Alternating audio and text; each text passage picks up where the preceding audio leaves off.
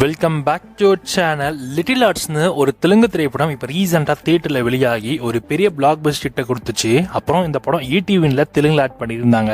நம்ம ஏற்கனவே சொல்லியிருக்கோம் இந்த படம் தமிழ் டப்பிங்கில் வரும்னு. இப்போ நமக்கு இந்த படத்தோட தமிழ் விஷனை நெட்ஃப்ளிக்ஸில் ஆட் பண்ணிட்டாங்க. தெலுங்கு, தமிழ், மலையாளம், கன்னடா, ஹிந்தின்னு 5 லாங்குவேஜஸ்லுமே இந்த படம் இப்போ உங்களுக்கு நெட்ஃப்ளிக்ஸில் கரண்ட் அவைலபிளாக இருக்குது. இந்த படத்தோட சிம்பிளான ஸ்டோரின்னு எடுத்துக்கிட்டிங்கன்னா, அகில்னு ஒரு பையன், அவனுக்கு படிப்பு சுத்தமாக ஏறாது. ஆனால் அவங்க வீட்டில் இருக்கவங்கலாம் இவனை எப்படியாச்சும் ஐடியில் சேர்த்துடணும் அப்படின்றதுக்காக ஒரு கோச்சிங் சென்டரில் சேர்த்து விட்றாங்க. அதே டியூஷனில் MBBS ஃபோர்த் அட்டெம்ப்ட் ட்ரை பண்ணணும்னு நம்ம ஹீரோயின் வந்திருப்பாங்க.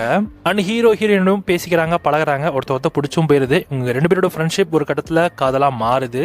ஸோ அந்த காதலாக மாறின பிறகு இவங்களுடைய அந்த ஃபேமிலி ப்ரெஷரும் அண்ட் அந்த கெரியர் ப்ரெஷரும் சேர்ந்து இவங்களோட லவ் என்ன ஆச்சு அப்படின்றதையும், அதில் மாட்டிக்கிட்ட இவங்க லவ் கடைசியில் என்ன ஆச்சு அப்படின்றத ரொம்ப சுவாரஸ்யமாகவும் ரொம்ப காமெடியாகவும் சொல்லியிருக்க ஒரு படம் தான் இந்த லிட்டில் ஆர்ட்ஸ்.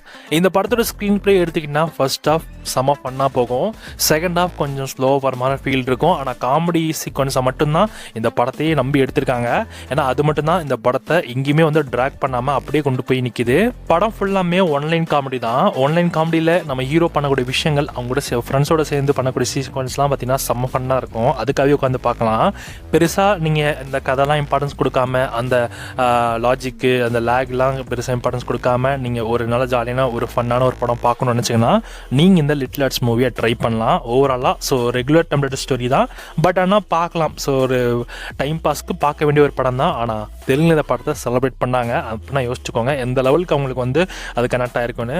தமிழ் டப்பிங்கோட இந்த படம் இப்போ உங்களுக்கு நெட்ஃப்ளிக்ஸில் அவைலபிளாக இருக்குது. வேண்டவங்க செக் பண்ணி பார்த்துட்டு எப்படி இருக்குன்னு சொல்லுங்கள்.